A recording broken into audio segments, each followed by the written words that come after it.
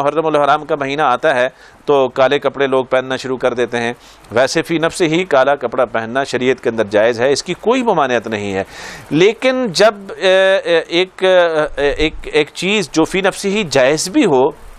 لیکن کسی مخصوص فرقے کا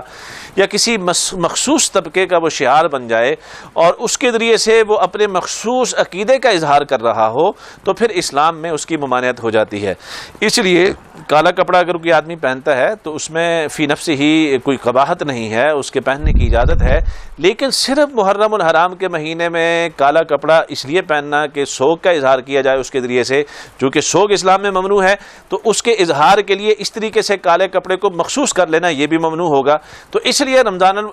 محرم الحرام کے مہینے کے اندر کالے کپڑے پہننا علماء نے اس لیے ممنوع قرار دیا ہے کہ کالے کپڑے پہننا چونکہ خاص ایک فرقے کا اور ایک خاص طبقے کا ایک خاص شعار بن گیا جس کے ذریعے سے وہ اپنے مخصوص عقیدے کا اظہار کرتے ہیں جو کہ عقیدہ صراحتاً اسلام کے خلاف ہے. تو جب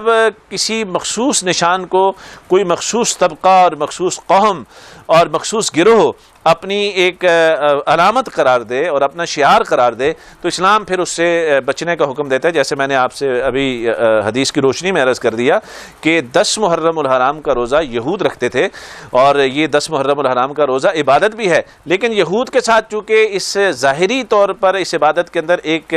مماثلت اور ایک مشابہت بنتی تھی تو اللہ کے نبی صلی اللہ علیہ وسلم نے عبادت کے اندر بھی غیر اقوام کے ساتھ مشابہت سے اپنی امت کو بچایا اور آپ نے فرمایا کہ اس کے ساتھ 9 کا روزہ ملاؤ یا 11 کا روزہ ملاؤ. تو عبادت کے اندر بھی جہاں کہیں مشابہت آتی ہے تو وہاں بھی روک دیا گیا تاکہ ایک حد فاصل قائم ہو جائے. تو جب کوئی ایک مخصوص گروہ کوئی ایک اینٹی اسلام ایک نظریہ اور عقیدہ بنا کے اس کے اظہار کے لیے اگر کوئی اپنا لباس اختیار کر لیتی ہے، وہ قوم یا وہ گروہ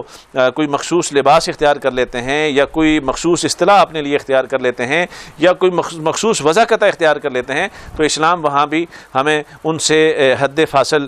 قائم رکھ کے ہمیں ان سے ایک امتیازی درجے میں رہنے کا حکم دیتا ہے اور اسلام ہمیں اس سے ممتاز کرتا ہے اور ان چیزوں سے دور رہنے کا ہمیں حکم دیتا ہے. تو کالا کپڑا اگر ویسے آپ سال کے 11 مہینوں میں پہنے تو اس میں کوئی حرج نہیں ہے، لیکن صرف محرم الحرام کے مہینے میں اس کا پہننا جائز نہیں ہوگا. کیوں کہ یہ ایک سوگ کی علامت بن گیا ہے محرم الحرام کے مہینے میں اور وہ سوگ بالکل سراسر غیر شرعی ہے تو لہٰذا اس کے اظہار کے لیے جو چیز بنائی گئی ہے وہ بھی غیر شرعی ہے. تو اس لیے محرم الحرام کے مہینے میں اس سے بھی اجتناب کیا جائے.